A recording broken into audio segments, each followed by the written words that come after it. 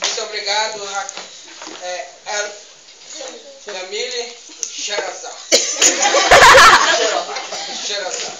Desculpa, pedimos desculpa aos telespectadores por causa que é o delay. Por isso que demorou chegar lá. Né? É o famoso delay. Com você, Fátima. Eu tenho uma notícia, mas você não vai poder ficar sem você saber essa notícia. Tá sabendo que ontem, né, no desfile do garoto e da garota de acampamento, tal de Salto arrasou na sua performance de Stallone. Aí eu pedi pra Jamile fazer uma matéria com ele. Eu quero saber se ela está ao vivo nesse momento. Jamile, você está ao vivo aí? Jamile? Você está aí? Oi, Fátima. Então, eu estou aqui com a celebridade do momento. Então, eu quero saber, né, que todo mundo está querendo saber, sobre essa repercussão. Como foi para você essa repercussão? Foi ótimo.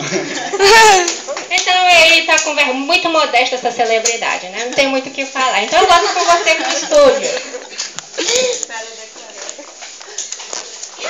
Dizem que ele bateu o recorde de Justin Bieber.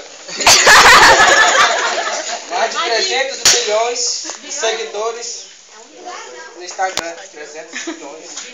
1 milhão é de Justin Bieber. Você quer Michael Jackson? Não tinha seguidores ainda no Facebook. Foi hackeado. Pois é, Fátima. Vamos prosseguir. Notícia! Combate! Pânico na piscina. Acampantes caíram em suas próprias armadilhas. E o mais prejudicado foi o integrante da equipe vermelha. Davi. Que tanto beber água de xixi acabou inflamando sua garganta.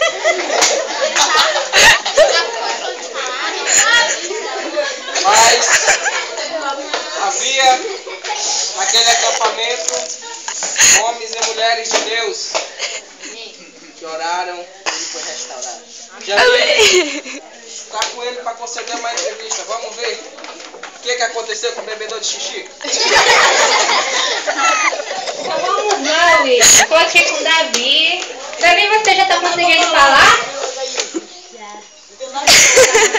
É verdade que foi o xixi que inflamou sua garganta?